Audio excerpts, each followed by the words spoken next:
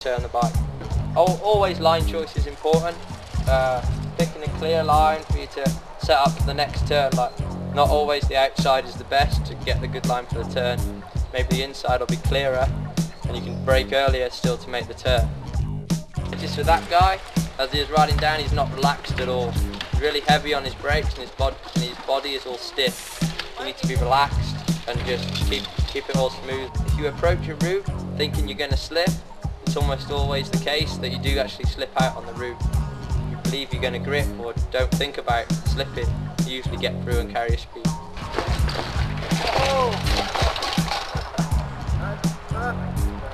It's an off-camber left-hand corner with vicious, very vicious roots all the way across.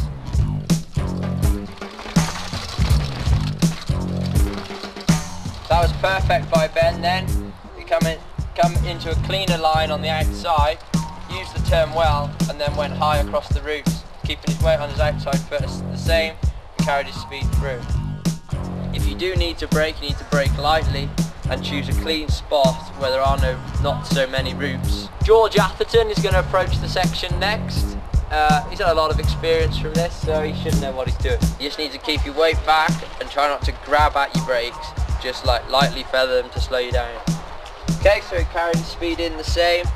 He had trust in his tyres and also believing that he was going to grip all the way across. So he did it well, kept his weight on his outside foot and not braking too hard all the way through the section. Thanks very much for joining me in Leger in France. This is Route Techniques. Just keep practicing. You've got to know how far you can take the bike really, and you've got to know, like, that's just pushing his stress. All he needs to do now is just bring it back a fraction and he'll get across there.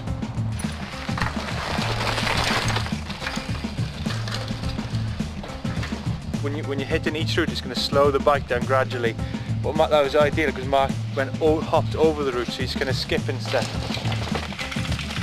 You see those guys there? If you take that to its extreme, it's just going to make the bike stop. You're trying to get over them and make the bike flow onto flat spaces. It's not slowing the bike down. Almost like a rhythm sort of section. Sometimes you can think too hard about routes and lines like that, and very rarely, maybe the sheep line where everyone else has followed might actually be the fastest line down. Because here it's quite good, there's like a massive rut and it's nice and smooth. It might be faster to go that way. You know, never discount that kind of obvious line or this line that everyone else takes. How you guys doing? My name's Eric Carter.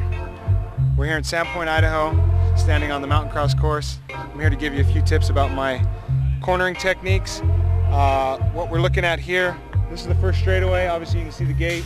It's pretty flat, but we were able to generate quite a bit of speed going into the corner.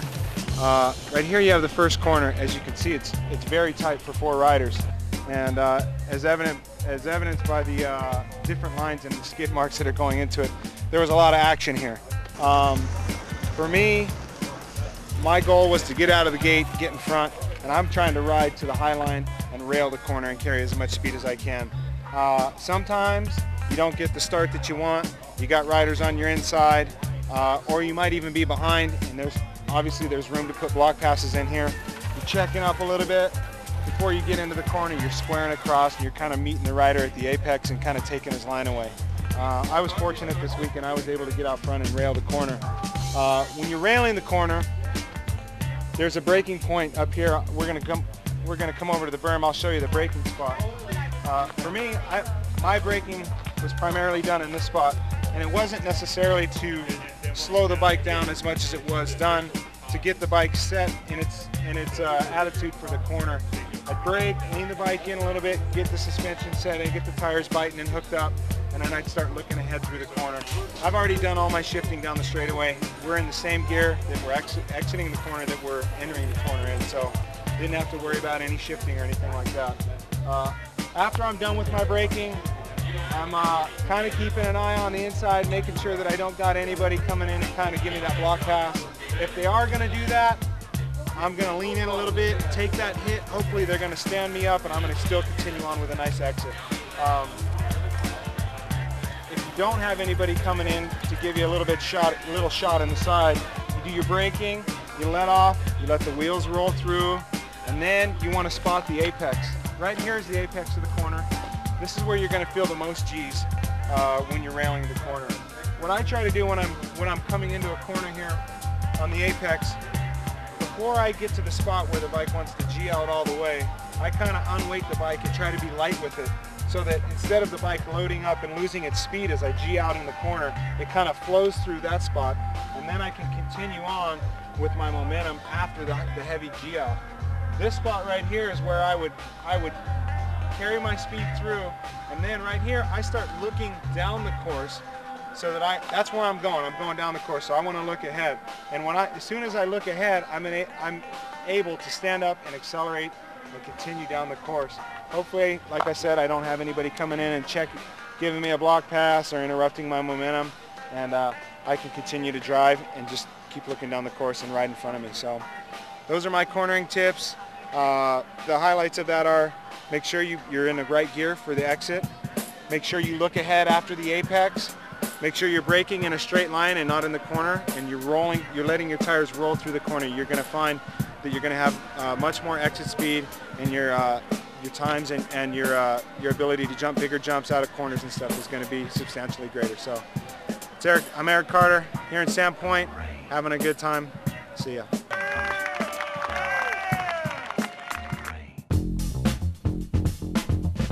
The fourth element is equipment. Now, I don't want you to get me wrong in this. I mean, equipment is really important, but I think you can learn to feel good on whatever bike you've got. I mean, someone like Ben Reed is a classic example of, he's got an old bike, he feels good on it, he sticks with it, and I think that is the most important thing.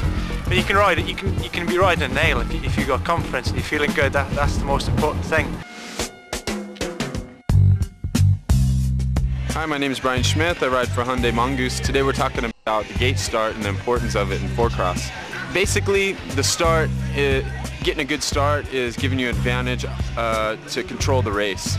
You get out front, you can choose the line that you want, get into the faster groove, and a lot of times on the mountain cross courses, there's just one line that's really fast. And if you're not in that, you're going to get left behind, so you definitely want to get out in front and control the race. Here at Norba, we have a random start, which means it can drop anywhere from 0 to 7 seconds. So you really got to have a good start technique and have a quick snap. Get the advantage on the guys and move over if you have to. Then you have the World Cup Series, which has a set cadence. The gate drops at a set time, so you can time it a little bit better. That evens it out a little bit, I believe. Guys can go to the local BMX track or buy a gate and do starts themselves. And you can slingshot a little bit, move back and get your body weight moving before the gate actually drops.